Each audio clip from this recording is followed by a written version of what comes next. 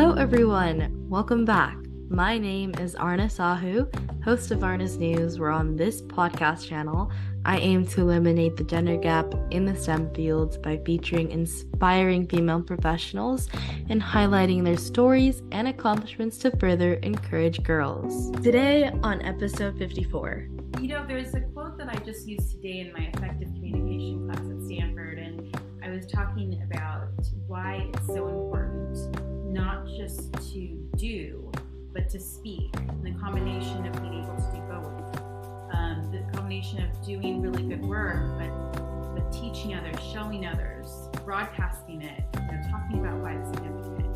That will help you not be the best kept secret in your organization. And I don't want these amazing people to be the best kept secret in any school, organization, company that they join. I want everybody to know how special and invaluable they are. So that's kind of something that just comes to mind right off the top of my head.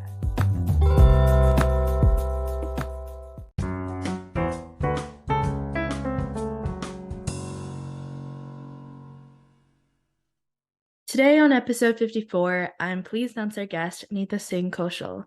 As a founder of Miss CEO, a company that delivers world-class leadership training, mentorship, and career exploration opportunities while training over 100,000 students and professionals from all around the world while bridging the gender gap in leadership, and is also a lecturer in the School of Engineering at Stanford University. Her specialties include leadership development, education, and product management and marketing. So thank you so much, Nita, for being here today. Before we dive into the questions, would you like to introduce yourself? I think you did a pretty good job there, Aarna. So, like you said, I am really passionate about empowering young women to be leaders and innovators. And I've been spending, I think, the past decade or so doing work both educating, creating curriculum, working with different companies and organizations so that we can empower girls and women of all ages to reach their leadership potential. And before all of that, I'm a Bay Area native like yourself. I grew up in San Jose, California. I went to Leland High School. I went on to Stanford, where I studied electrical engineering. So my roots are very much technical. And I think that a lot of my work at various companies early in my career really influenced the path that I'm now on, because I saw so much opportunity to help both educate and empower women and just people of all backgrounds to participate in such an exciting field. Yeah, it's amazing to see another local here and talk to them. Yes, absolutely. All right, so my first question for you is, tell us a bit about your career path. So, as I mentioned, I think I've done a lot of different things. I've worn a lot of different hats. Looking back, I guess it's, as the Steve Jobs quote goes, you can connect the dots looking backward and see how it all kind of comes together. So I started my career in tech. I was working in the lab, the wireless lab specifically at Intel, working on mobile chipsets, and very excited to now see a lot of the things that we were once dreaming of in terms of phones and laptops have now become reality. So I got to see kind of the early days of that movement. I also was very interested in terms of like technology and how it impacts business decisions and working with different stakeholders in complex companies. So I have had experience working as a product manager, product marketing, operations, and that really gave me an appreciation of all of the different decisions that have to happen in a big company to ship, a world-class product. So saw a lot of that. But as I mentioned in my introduction, and as you've mentioned in terms of my background, there were a lot of things that I wish I had learned formally in the classroom that I think would have really helped me navigate my early career. Skills such as how to advocate for myself, how to effectively communicate, how to find the right mentors, the right sponsors, how to work effectively with others. And I saw that a lot of my peers were struggling with the same skills and especially women who they, whether it was because of an unwelcome, hostile work environment or biases and stereotypes, they were also trying to figure out how to get recognized for their efforts and assert themselves. So I started to get really interested in terms of the practical skills that were working for people who were able to advance in their careers.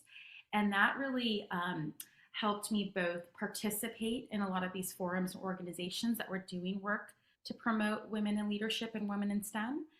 But at the same time, I saw an opportunity as I got more involved because I still struggled with, and I'm sure, Arna, tell me if this is true for you. Like, you can watch an inspiring TED talk or an inspiring speech, but you still try to figure out, how do I put this into practice? Right? It Yeah. sounds really good in the moment, but then you go back to your real world and you have homework and you have things to do, and you just go back to being on autopilot.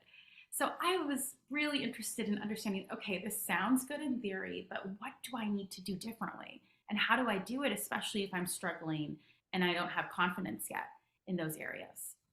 So, Arna, I just started informally teaching, speaking in smaller meetings, which soon became bigger meetings internally, externally. Different organizations and companies, even my alma mater, Stanford, invited me to come back and share my viewpoints, share my perspectives. And I saw that people were really hungry for this information. And that's really the beginning of Miss CEO. And I decided to formalize kind of the training and the curriculum and the programming. And it's been a wonderful ride ever since. We've had such demand from students of all ages for this type of information. And because we've been around for so long, we've been able to see students who come like early in high school and now they're in their professional careers. And they tell me like how learning these skills help them get through high school, get through college, get their first job. And that's the best feeling. I love how you're able to see a gap in something, and then although it might have been informal teaching, you still went for it and taught the people something that you were truly passionate about. And even though as it scaled, you were still able to give such an amazing impact. That is amazing and impressive. Thank you, Arna. And I see that with what you're doing. I mean, it's honestly reminds me of my early days because you saw something that you wanted, right, in terms of a program, and you weren't finding it. And you're like, let me just do it. And that's literally how it comes about. Yeah, I mean, you just find something that you're passionate about, you don't care about the scale, and then you just do it, and then boom, it grows from there. Absolutely. In a way, I'm really happy that I didn't overthink it, right? Because I think if you spend time like trying to plan it to be perfect and like have all the answers, then you're never going to get started and you get stuck in that analysis paralysis, which is a dangerous place to be. Yeah, I mean, once you start overthinking, you're gonna be like, maybe I should look at other programs that have it. Maybe I shouldn't create it." And then you just start to be really critical about yourself, and then you just don't wanna do the project anymore. 100%. Absolutely. Yeah, so this kind of is a great segue to my next question, which is, what advice would you give someone wanting to pursue a career similar to yours, and do you have any tips to succeed? That's a good question. And a lot of people ask me because a lot of people who, let's say, they have their day job or they're pursuing something, they see an opportunity to, they want to have positive change or positive impact in the industry or with the people that are struggling with something specific, and they don't know where to start. Um, a lot of times, I think people get caught up with having the formal business plan, getting the formal research done, talking to all the people, doing all the research. And like you said, Arna, you can find millions of organizations doing, especially empowerment for women and individuals in STEM. So there's no shortage of programming and offerings out there. But I think what's fun and interesting, if you don't overthink it, is having the confidence and the courage to just try something. And what I mean by try something is like, okay, you may have a vague idea of what you want to see out there. And you have your own spin on it, or your own, just even you doing it your own way will make it a unique experience for those involved. And not thinking too far ahead, like, I need this many people, I need this many users, I need this much money, but just like, how can I test this in a real and valid way? It can be like with literally 5 people, friends and family, people who you trust. and just start talking about it. Share a little bit more about it, your goals. See if they're resonating with this information or whatever it is that you're trying to develop or put out there. And that's, I think, there's a lot of power in just being action oriented. So that's my number one advice. And then as you are taking steps, momentum will be on your side, but at the same time, you will answer things along the way. So all of the like technicalities, all the like formal things you need to put in place to put together a business, you figure it out as you need to. So you kind of put that forcing function in place as you put it out there in the world. Yeah, I mean, what you just said about just talking to people that may not even have a large scope because it might just be the people that you trust. That's a great way to start off something that you may have never known you could have done because it's kind of like a control experiment where you're trying to see what you're doing and if people actually resonate with that. And even though you might have not planned it through, it's going to give you so much more exposure to what you would have taught initially with other people. Yeah, absolutely. And you don't know until you try. And that's like so true. I know it may sound cliche, but like there's just so many things I would never have figured out or anticipated, challenges and success, if I just didn't start moving. Um, but it did require me to like have small goals every day. And those are so small. It's as small as reaching out to people, having the confidence to send an email, having the confidence to like go to a new event, having the confidence to raise my hand and share my thoughts. And the more and more I did that, the more and more I felt comfortable in my voice. But at the same time, the more and more I saw results. And that was really like a great signal for me to keep going. Yeah, everybody's small goals, even though it might be very small, just do them every single day. Yes, absolutely. That's kind of my mantra. I with my big goals that I have, both professional or personal, um, I try to do a little bit of it every day. Like it's sort of like a maintenance, even. Sometimes there's a big push, sometimes it's just like a little bit, but I just don't want to break the chain. I want it to be continuous. And and over time, it makes a big difference. Yes. And what is a common myth about your profession that you want to debunk? Well, because I feel like I wear so many hats. I mean, I have a lot of, my background is technical. I teach at Stanford. I teach 5 different leadership classes to undergrad, graduate students, and professional students. And then I run Miss CEO. Um, I don't know. I mean, I'm sure there are a lot of, misconceptions and myths, but I kind of want to clarify that I think that you don't have to wear one hat in your career. And then sometimes it all comes together in a really, all of your different experiences and having a diverse background can really serve you well. So in my case, I believe having a technical background makes me more effective at what I do. Whether it means when I go into a tech company to empower teach their professional women leadership skills, there's a little bit more credibility there because I've been in their shoes. I know what it's like to work as an engineer. I know the specific challenges and pain points. Or even with the work that we do at Miss CEO, I just have very high expectations in terms of the results and how we're measuring success and the metrics that we're tracking. Because I feel like, especially when you look at a lot of leadership organizations or organizations that focus on soft skills, I feel like the expectations can vary in terms of what they put out there. It's really easy to contribute to the conversation and the noise, but it's very hard to have real impact. And so I strive to differentiate ourselves in terms of the work that we're doing, that it stands for quality, and we're really there to like help people live better lives ultimately. I really liked what you said. It's okay to wear different hats in your career, and it's also okay to change whatever you want to do because, as you said before, you teach at Stanford, which is amazing. You said you teach 5 classes, so I think that's super impressive. And then on top of that, you run Miss CEO, which is a really cool company. So it's okay if you wear different hats, and it's okay to change things up. Absolutely. And that's the other thing. And I'm still learning this. I can continue to evolve, right? And we all do. Like, I can focus on one area of my life for some time. And when I want to move on to another chapter, I can give my permission to do that. If I want to find a way to do everything that I'm interested in, I can find a way to do that.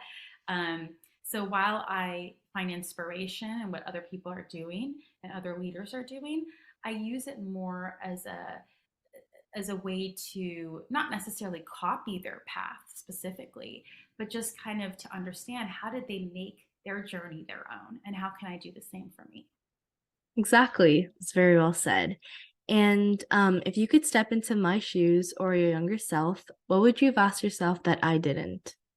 So if I give my younger self some advice, um, and this is hard because of course when I'm much older and I can look back, it's with that perspective that you get as you get older. Like everything is going to work out. It's all going to come together.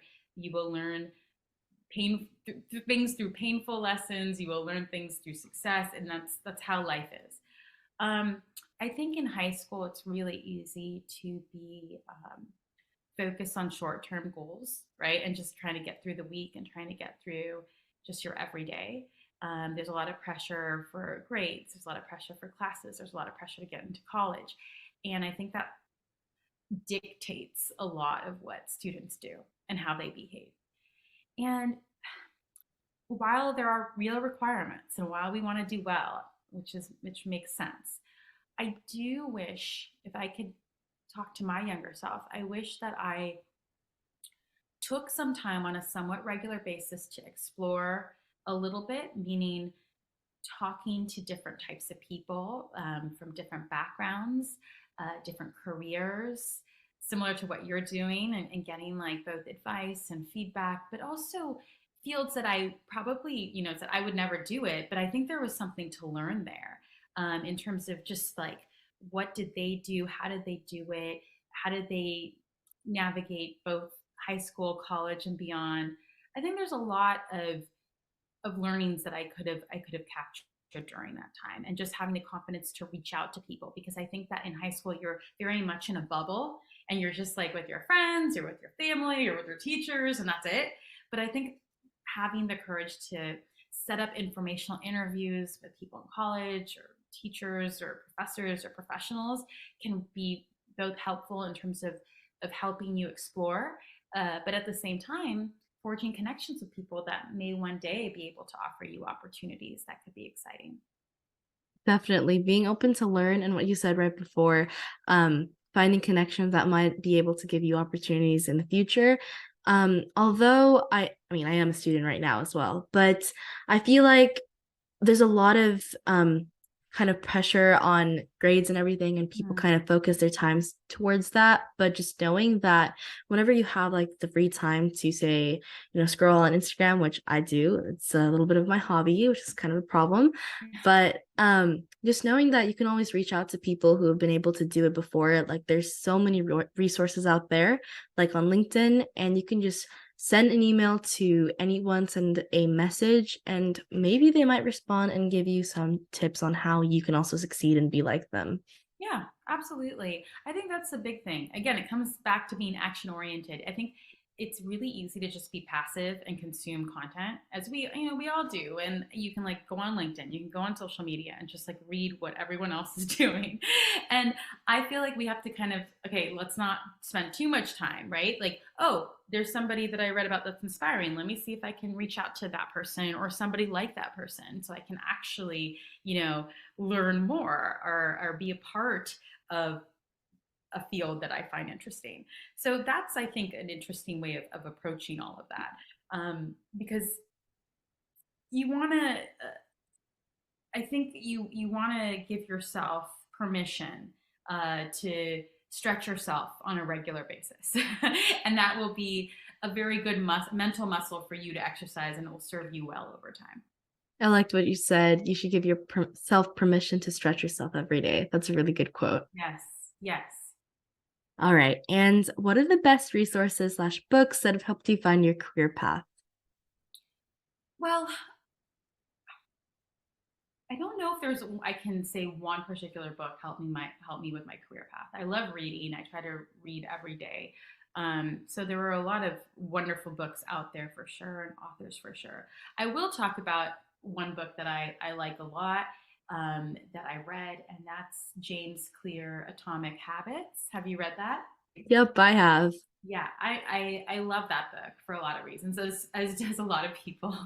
Um, I think that there is something really compelling and interesting in terms of figuring out um, not developing the right habits for the goals that you want to go after is one. The other part of it is time management and managing your effort and energy on the things that you find important. And the other part, and this is something I speak with to my students all the time, as I'm teaching them these leadership skills, that I tell them I don't expect you to be comfortable with negotiation tomorrow just because I taught you it today, right? I don't expect you to be comfortable speaking in front of 1,000 people because I just taught you public speaking today. But what I like about the what the book says about this is focusing on the processes that you put in place. Like my classes and the curriculum that we teach, it's all about what are these steps that we can start to take, or the processes and the organized systems that will produce different outcomes, right? Like let's focus on that. So here's a template you can use. Here are some steps you can take. Here's like the checklist you should follow. Do it and see what happens. And then over time, the more and more outcomes you see, then your identity will feel different, or will change, right? So we all have like certain things that we think about. Maybe, oh, I'm always running late, or I'm always up behind, or I'm not a good public speaker, or whatever those voices are.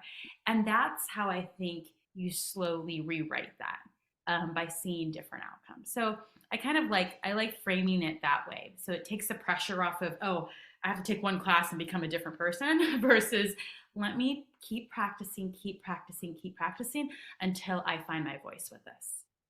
Yeah, and I feel like your story is a little bit of a testament to Atomic Habits because you kind of broke things out to little chunks, like what are the small goals I can do? And TLDR for this book, basically, a portion of it says that you should take small steps every single day because at the end you'll be like what 36.5% closer to your goal than if you were to do nothing in a year. Yeah, So absolutely. yeah, just like little Absolutely. steps every I'm a single day. big believer in small steps. And I think a lot of people get very frustrated when they don't get the outcome right away, or find the success right away, or get that instant gratification, and I think that's a problem. And I think like having patience but belief that these systems will serve you well it's a big part of the journey.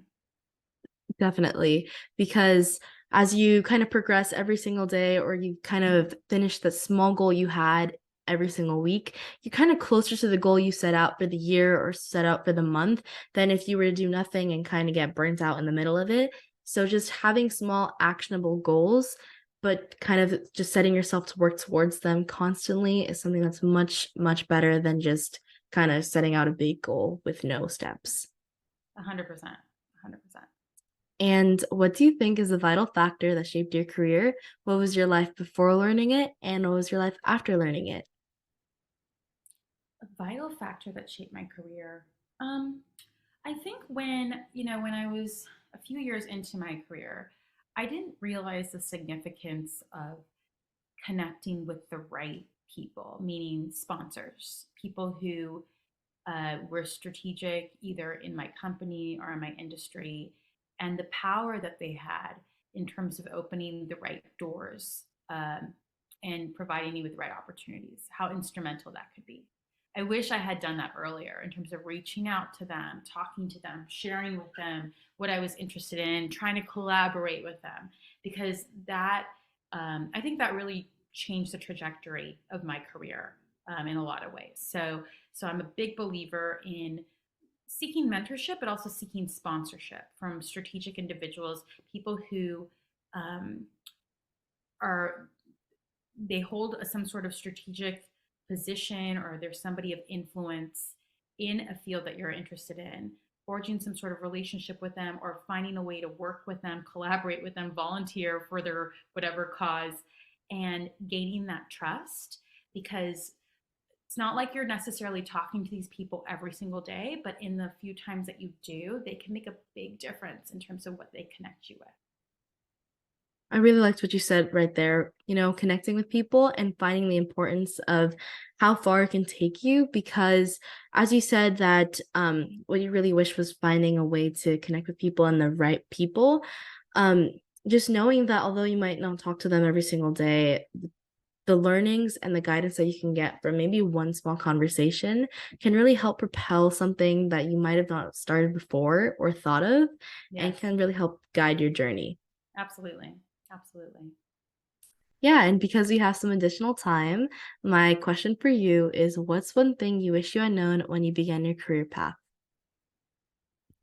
I mean, basically, if I'll be honest, and this is not a plug for Miss CEO, but everything that we're teaching at Miss CEO.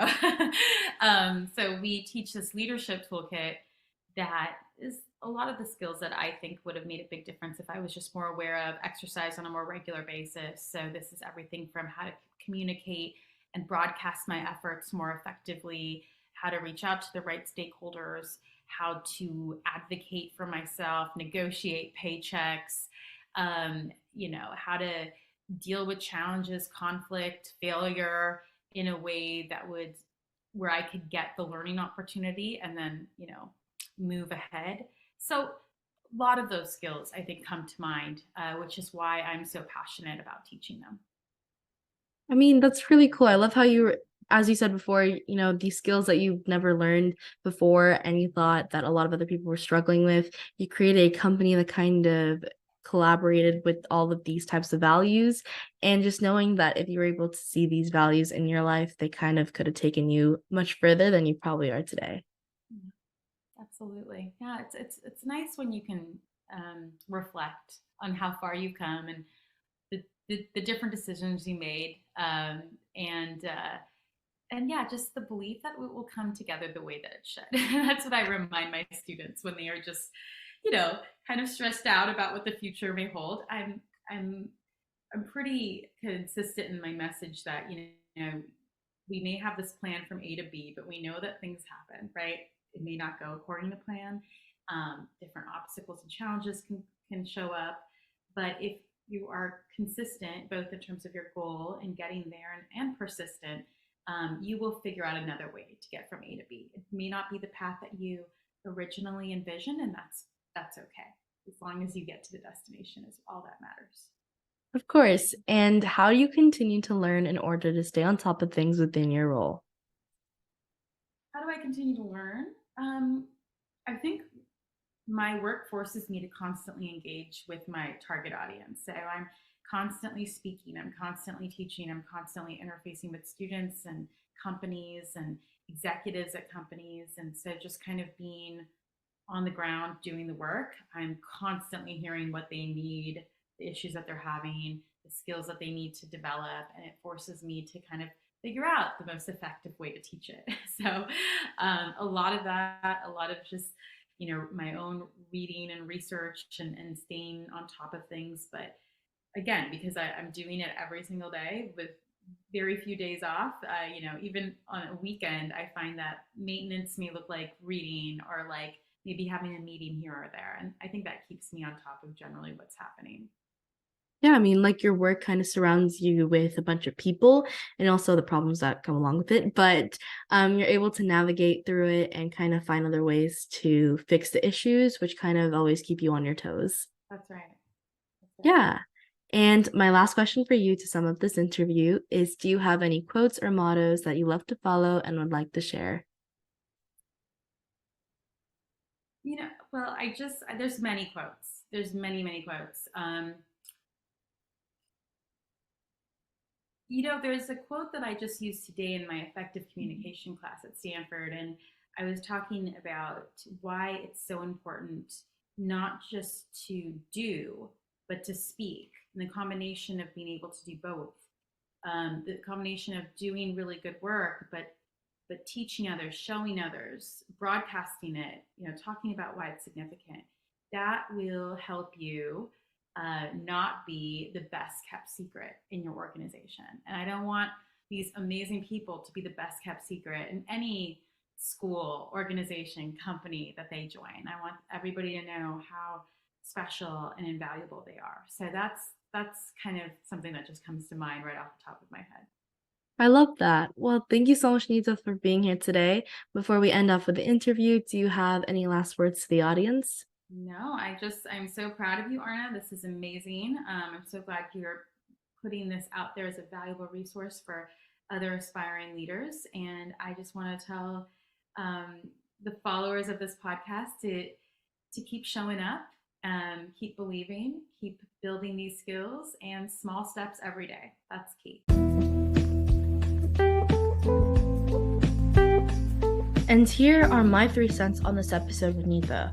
1. The importance of taking action and trying new things. Nita emphasizes the value of not overthinking things and just trying something. She encourages individuals to have the confidence to pursue their ideas and test them in a real and valid way. Taking small steps and setting daily goals can lead to increased confidence and tangible results. 2. The confidence of diverse experiences and backgrounds.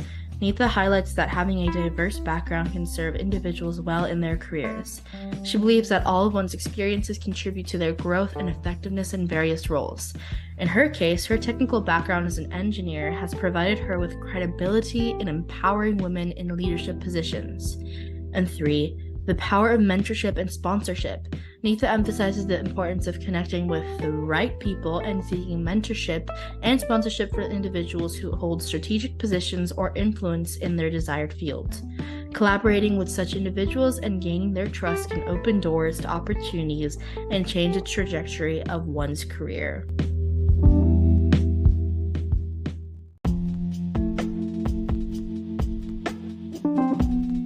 Thus, that concludes the episode for this week. If you want to know more about how I relate to these amazing topics, then stay tuned for upcoming episodes. A free way to support this show is by leaving it a 5-star rating and a review on the player you are listening to. Let me know what you enjoy about this podcast, as it's a chance to tell me what you love about the show, and it helps others discover it too. Once again, thank you for finding me, and I hope we stay in touch with each other. Dito, you're listening to Aarna Sahu, the host of Aarna's News. Toodles!